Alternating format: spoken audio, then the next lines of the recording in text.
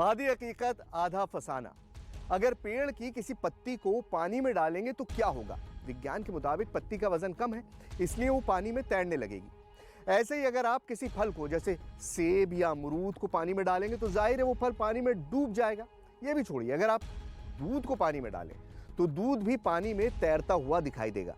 लेकिन महादेव शिव का एक धाम है जहां पानी का एक कुंड है और कुंड में ऐसा कुछ नहीं होता। यानी बेलपत्र पानी में डूब जाते हैं, फल पानी में तैरने लगते हैं, दूध की धार पानी की तलहटी में पहुंच जाती है। लोग कहते हैं कि ऐसा इसलिए होता है क्योंकि उस कुंड के नीचे शिव का बरसों पुराना स्थल है और वहां जो भी चढ़ाया जाता है वो सीधे शिव तक पहुंच जाता है।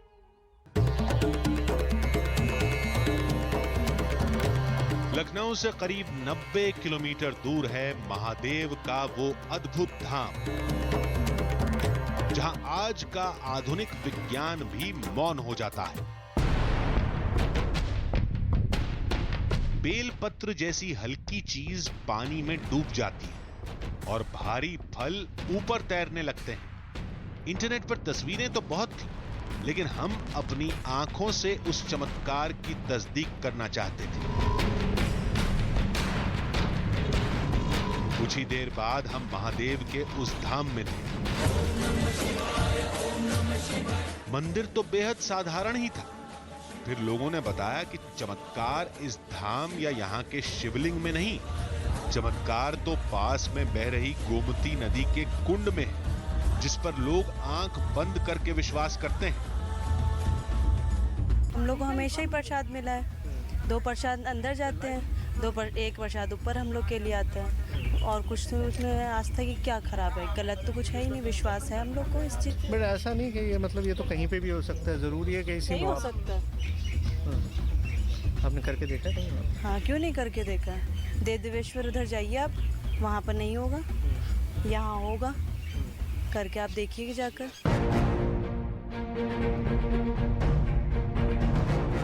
जो कहीं नहीं होता वो यहाँ कैसे हो रहा था, और वो भी विज्ञान के सिद्धांतों के खिलाफ। ये विज्ञान की कोई अबूझ पहेली थी या वाकई कोई चमत्कार? इस गुत्थी को अब हमें सुलझाना था, जिसकी शुरुआत हमने मंदिर के पुजारी से की। ये महाराज यहाँ क्या चमत्कार होता है? ये बाबा रुद्रावर्त है। कब से देख रहे हैं बाबा? ये पुराचीन स्थान है। अच्छा। आज अंत का, इसको आज अंत कोई आज तक पार ही नहीं पाया है। अच्छा। ये बनाया नहीं है। हाँ। ये तो अभी बना हुआ है। हाँ। ये पुराचीन स्थान है। मतलब यहाँ पे जो सामने पुराचीन स्थान, इसके अंदर गुप्त शिवलिंग गुप्त है, लिंग गुप्त है। हाँ। उसमें ओम बनता बिगड़ता है। हाँ। जब पानी इसमें का घट जाता है हाँ। तो कईयों मूर्ति बनती बिगड़ती है। हाँ। पिंडा की आप बनती। बेलपत्र की बात कर रहे हैं, आप कह रहे हैं कि ये बेलपत्र हम चढ़ाएंगे हाँ, तो ये जो है ऊपर आ जाएगा। ये शेकार करेंगे तो अंदर नीचे जाएगा, चला जाएगा। अंदर चला जाएगा, नहीं शेकारेगा ऊपर आ जाएगा। अच्छा चलिए ठीक है, अभी हमारे पास ये है, बाबा से हम करवा के देख लेते हैं। बाबा लीजिए, मुझे दिखाइए कि किस तरह से होता है। ये बेलपत्र आप लीजिए, आप अपने हाथ से करिए। ये देखिए बेलपत्र है, पानी पत्ता ऊपर तैरना चाहिए। चलिए बाबा। ओम शिवार्पणम, शिवार्पणम। इसको देखो अपना।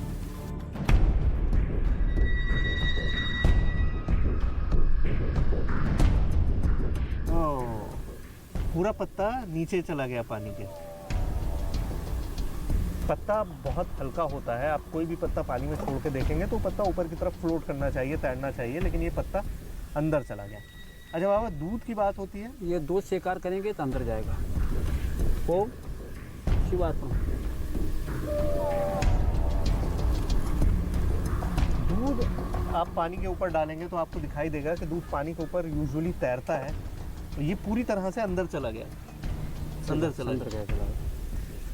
अच्छा, इन फलों का क्या करते हैं बाबा? ये अर्पणम प्रसादम। हाँ, ये आपके 5 फल हैं। 5 फल हैं। देखिए 5 फल हैं। अर्पणम प्रसाद 1 2 3 4 और 5, ये 5 फल हैं जिनको प्रसाद के तौर पे चढ़ाया जाता है यहाँ पर। वो देना चाहेंगे वो दे देंगे, लेना चाहेंगे तो ले लेंगे। अच्छा, सारे लेना चाहेंगे तो सारे ले लेंगे, और कोई वापस करना चाहेंगे तो वापस दे देंगे। अगर सारे फल नीचे चले जाएंगे तो इसका मतलब सारे फल ले लिए गए हैं, और अगर ये फल वापस आ जाएंगे तो इसका मतलब ये है कि फल वापस मिल गया, प्रसाद मिल गया। अर्पणम प्रसादम। एक केला वापस आ गया। 5 फल डाले गए थे, 1 अनार, 3 अमरूद और 1 केला, उसमें से 1 केला वापस आ गया।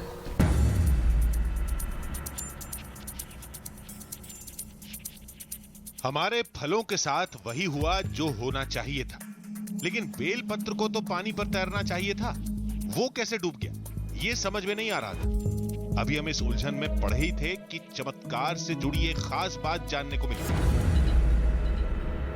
इस कुंड के बारे में जो एक कहानी है वो ये कि आप जो भी यहाँ पर चमत्कार देख रहे हैं वो इसी कुंड की बाउंड्री में होता है। वो बाउंड्री हमको दिखाई नहीं दे रही क्योंकि चारों तरफ पानी है, अभी बहुत ऊपर तक पानी है।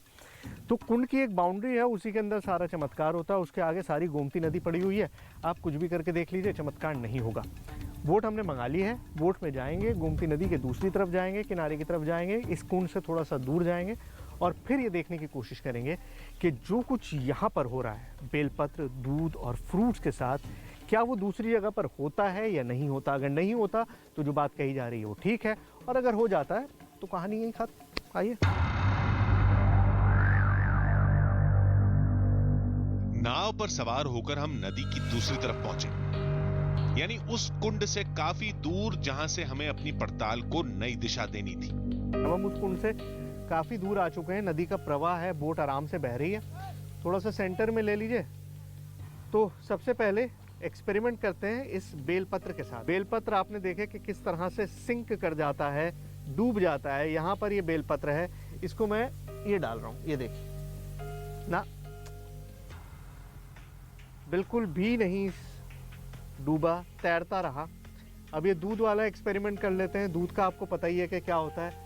दूध वाला एक्सपेरिमेंट करके देखते हैं। ये देखिए, देखिए बिल्कुल देखिए उसी तरह से दूध तैरता रहा। दूध आपने अगर वहां देखा होगा तो दूध पानी के अंदर चला जाता है, बिल्कुल पानी के अंदर चला जाता है, लेकिन यहाँ पर दूध तैर रहा है। अब मेरे पास ये 5 फल हैं, गिन लीजिए। 1 केला है, 3 अमरूद हैं और 1 अनार है। 5 फल है, मैं आपको दिखा देता हूँ।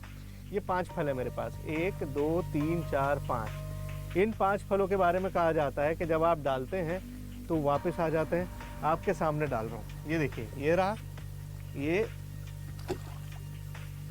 सारे के सारे अंदर चले गए। मेरे पास ये बेलपत्र बचा है, ये आखिरी कोशिश है, और ये कोशिश मैं उस तरह से करूँगा जिस तरह से पंडित करते हैं। यहाँ पर मैं ये लूँगा, इसको पानी में पहले भिगो लूँगा, ठीक है। भिगो लिया, ये देखिए, ये भिगो लिया। अब मैं इसको डाल रहा हूँ नदी पे, ये देखिए, तैरता जा रहा है, तैरता जा रहा है, तैरता जा रहा है, नहीं डूबा। सीढ़ियों के पास बने कुंड के अंदर और बाहर का फर्क समझ में आ चुका था। कुंड के अंदर बेलपत्र डूब जा रहे थे, कुंड के बाहर वही बेलपत्र तैर रहे थे। वहां कुछ फल पानी की सतह पर तैरते थे, जबकि बाहर वही फल डूब रहे थे। कुछ ऐसा ही दूध के साथ भी हो रहा था। किनारे लौटने तक एक बात साफ हो चुकी थी कि हमें अपनी पड़ताल को इस कुंड तक ही सीमित रखना था, लेकिन पड़ताल आगे कैसे बढ़ाई जाए ये समझ में नहीं आ रहा था। बाहर से कुछ बेलपत्र और रास्ते में कुछ फल खरीदे।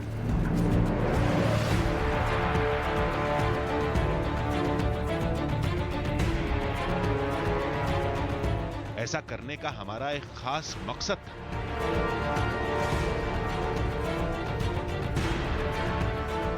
तो हमने बेलपत्र भी खरीद लिया, फ्रूट्स भी खरीद लिए, फूल भी ले लिए, वो सारी चीज़ें ले ली जो इस कुंड पे चढ़ाए जाते हैं, और कोशिश ये करके देख रहे हैं कि बाहर से जो चीज़ें ली गई हैं उनका असर क्या होगा जब उनको कुंड में डाला जाए। लेकिन जैसा कि यहाँ लोगों ने कहा कि आप भले कुछ भी कर लीजिए, आप पानी बदलिए, फ्रूट बदलिए, आप कहीं से भी लेकर आइए, होगा वही जो सदियों से होता आया है, वो चमत्कार नज़र आएगा। और उनका ये कहना है कि अगर आप ये सारे एक्सपेरिमेंट कर रहे हैं इसका मतलब आप डाउट कर रहे हैं, जबकि ऐसा कुछ नहीं है।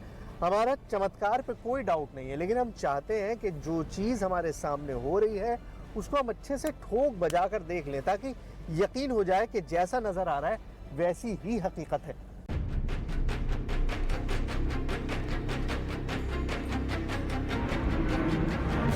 अब चमत्कार महादेव के धाम के उस कुंड में है या फिर वहां बिकने वाले फलों और बेलपत्रों में, इसका फैसला अब होने वाला था।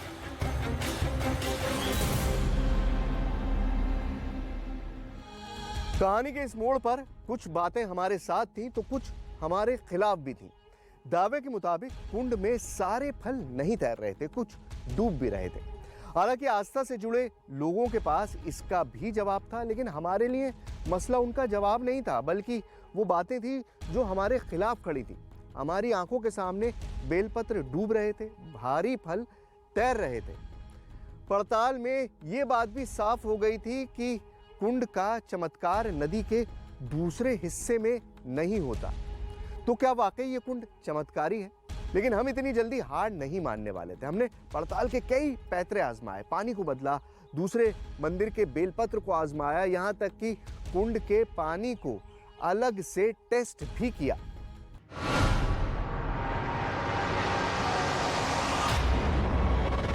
लोग कहते हैं महादेव के इस कुंड में जो भी चमत्कार होता है वो किसी अदृश्य शक्ति की वजह से होता है। जब लोगों की आस्था जुड़ी हुई है तो आप जैसे चमत्कार की बात कर रहे हैं कि आपको कुछ नया दिखाई पड़ेगा या कुछ ऐसा लगेगा, या शंकर जी में आप वहाँ पे जो जड़ में डाल रहे हैं, आपका बेलपत्र दे रहे हैं, जो भी दे रहे हैं, तो आपको लग रहा है कि वहाँ पे कुछ अजीब सा हो रहा है, वहाँ पे वो बेलपत्र नीचे क्यों जा रहे हैं। साइंटिफिक रीजन से वो नीचे नहीं जा सकते, वो जा रहे हैं, वहाँ तो कुछ चमत्कार है, वहाँ पे कुछ शक्तियाँ हैं इनविजिबल रूप में जो आपको सिर्फ दिखाई नहीं पड़ेंगी, वो आप अपने आप हृदय से महसूस कीजिए।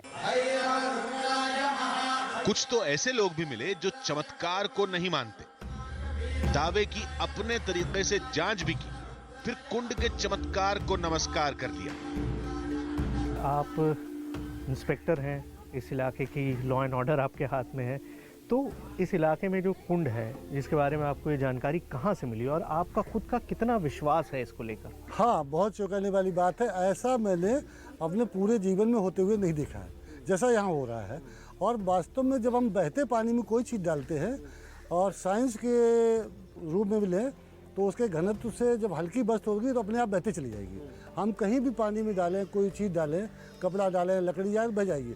लेकिन यहाँ जो शंकर जी से संबंधित वस्तुएँ हैं, फल है, केला है, अमरूद है, बेलपत्री है और दूध है जो चढ़ाते, अमूल चढ़ाते, पूरे विश्व में चढ़ाया जाता है, वो सब नीचे गिराई जाती है। इसके माने कोई अदृश्य शक्ति जो है वो नीचे कैच कर रही है। ऐसा हो रहा है कि नीचे कोई कैचिंग हो रहा है, कैचिंग पावर कोई नीचे है। लेकिन हम किसी अदृश्य ताकत वाली बात को नहीं मानते। हमने तो हकीकत सामने लाने के लिए कुछ और ही सोच रखा था।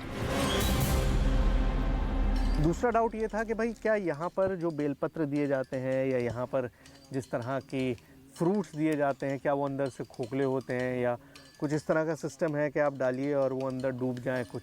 तो हमने किया ये कि हम बाहर से फ्रूट्स बेलपत्र लेकर आए हैं। तो शुरू करते हैं बेलपत्र से। ये देखिए, ये मैं जो नीमसार बराबर में शहर है वहाँ से लेकर आया हूँ और ये मैं आपके सामने डाल रहा हूँ।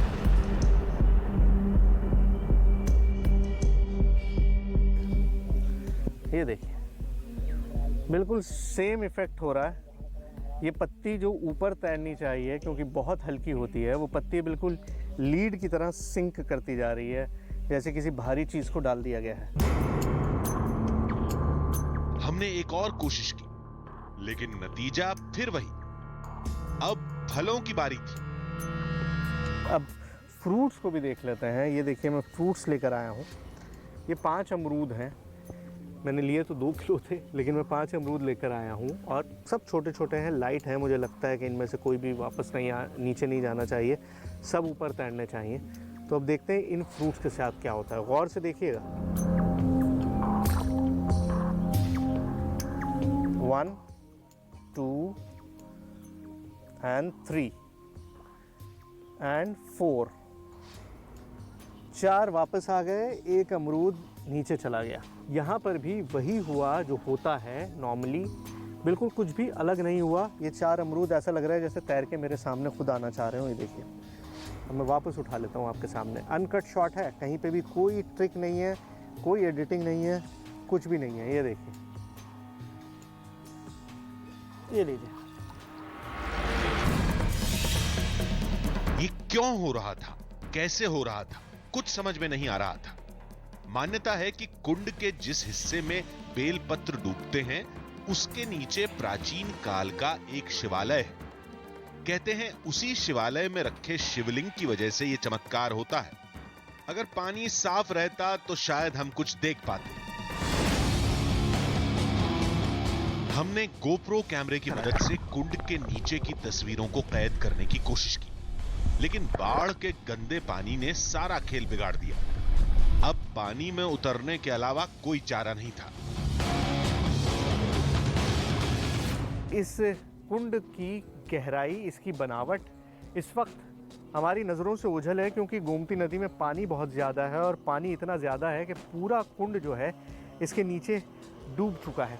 अब एक स्पेसिफाइड एरिया है, एक बाउंड्री वॉल बनाई गई है, एक जगह बताई गई है कि इसी के नीचे भगवान शिव का वास है और इसीलिए जो भी अर्पण किया जाता है वो इसी पर किया जाता है। लेकिन अभी आपको वो नहीं पता चलेगा, पूरा नदी का स्वरूप ही दिखाई दे रहा है, क्योंकि यहाँ पर चारों तरफ पानी भर चुका है और मैं बाउंड्री वॉल पर ही खड़ा हूँ। मैं इस वक्त उस तालाब के बाउंड्री वॉल पर हूँ और कितना गहरा है इसका अंदाज़ा आप लगाइए। देखिए यहाँ अभी इतना है और अभी ये जब इससे नीचे चला जाता है तो ये पूरा का पूरा अंदर चला जाता है। 15 फीट 20 फीट की गहराई है करीबन और ज़्यादा आगे जाने के बाद। जगह बदल कर देख ली, बेल पत्र और फल बदल कर भी आजमा लिया। अब तो बस पानी बच गया था, लेकिन कुंड का पानी बदलना तो नामुमकिन था। फिर हमने एक उपाय लगाया। कुंड के इस चमत्कार के अंदर जो एक इम्पॉर्टेंट थीम है वो पानी है। गोमती नदी का पानी है, उस पानी में आप बेलपत्र चढ़ाते हैं, फ्रूट चढ़ाते हैं, दूध डालते हैं और वो सारा चमत्कार होता है। यानी कि जो सेंट्रल थीम है वो पानी है। अब मैंने सोचा ये है कि मैं पानी का सोर्स बदल के देखता हूँ। ये पानी मैंने नलके से लिया है, पूरी बाल्टी भर के। इस पानी को उसी तालाब के पास, उस कुंड के पास गोमती नदी में हम लेकर जाएंगे और उसके बाद हम वही सारी चीज़ें दोबारा से करने की कोशिश करेंगे जो हम कुंड में करते हैं। बेलपत्र डालेंगे, फ्रूट्स डालेंगे, दूध डालेंगे, तो देखेंगे कि उस जगह का असर है या कुंड के उस पानी में ही कुछ ऐसा है जिसकी वजह से ये सारी चीज़ें होती हैं। तो ये बाल्टी का पानी है, आइए देखते हैं।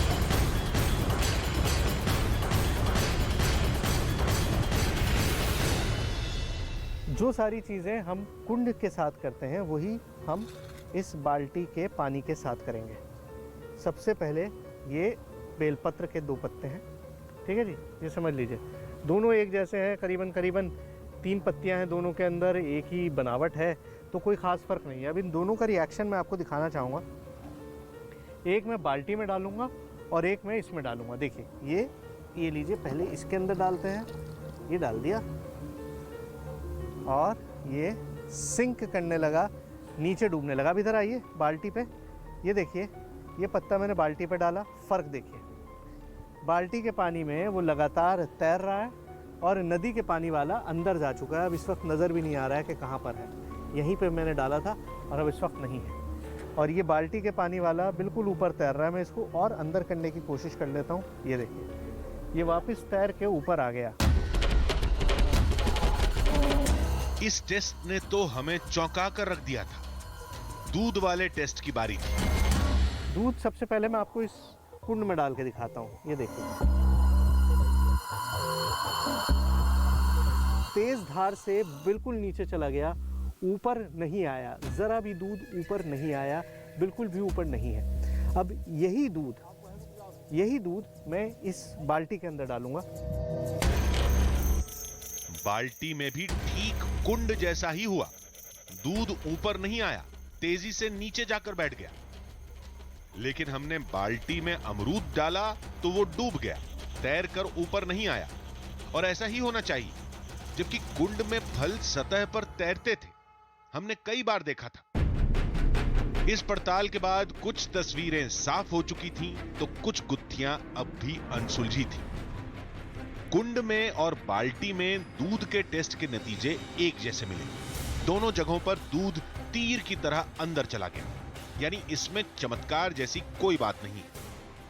चलिए फलों को भी मान लेते हैं कि उनके तैरने और डूबने में उनके आकार और वजन का असर हो सकता है, लेकिन बेल पत्र तो पत्ता ही है, उसे तो तैरना चाहिए था। लेकिन हमारे हर टेस्ट में बेल पत्र डूबता हुआ ही दिखाई दिया, बिल्कुल वैसे ही जैसा चमत्कार के दावे में बताया जाता है। मैं इससे ज़्यादा एक्सप्लेन नहीं कर सकता हूँ। अब कोई साइंटिस्ट, कोई वैज्ञानिक ही इन चीज़ों को और ज़्यादा खोल के बता सकता है कि आखिर इसमें हकीकत क्या है और फसाना क्या है। चलिए। कुंड से जुड़े सवालों के जवाब हासिल करने के लिए हम दिल्ली में एक तर्कशास्त्री के पास पहुंचे, जिन्होंने विज्ञान के कुछ सिद्धांतों का हवाला देकर बताया कि भारी दिखने वाली हर चीज पानी में डूबे ऐसा जरूरी नहीं होता। बॉयंसी इन चीज़ों के हिसाब से, जैसे मैंने बताया कि जहाज तैर सकता है, जो कि बहुत भारी है, इसमें डूब जाती है। दूसरा, कोई चीज़ तैरेगी वो भार के अलावा इस पर भी निर्भर होता है कि जो आपका पानी है वो कितना साफ है। वास्तव में तो मानो तो गंगा माँ ना मानो तो गंदा नाला है, तो आप देखिए तो वो जहाँ पे आप तैरने की कोशिश कर रहे हैं तो साफ पानी है नहीं। लेकिन हमारा मसला ये था कि उस कुंड में कुछ अमरूद डूब रहे थे तो कुछ तैर रहे थे। ये कैसे हो रहा था? एक ही इंसान है, वही तैराक है। वही अपने शरीर को थोड़ा सा फैलाएगा तो तैरेगा, थोड़ा सा सकोड़ेगा तो डूब जाएगा। तो जो 3 अमरूद हैं उनका क्या भार है और वो सतह पे कितने फैले हुए हैं, इन बातों में निर्भर करेगा। जैसे मैंने बताया जहाज असली, अब आप दुकानदार से खरीदेंगे तो अगर 3 अमरूद है तो तराजू में तोलेगा ना वो, तो अब तराजू में एक एक करके तोलिए, तीनों का फर्क पता चल जाएगा आपको। तो रोज कर तो रहे हैं आप ही, तो तीनों अलग, तो तीनों अमरूद अलग है, तराजू में आप रोज तोलते हैं उसको। वैसे कुंड का पानी बाढ़ की वजह से गंदा तो था, लेकिन लोगों के मुताबिक बाढ़ तो आती जाती रहती है, लेकिन कुंड का चमत्कार रोज होता है और सदियों से यही होता आ रहा है।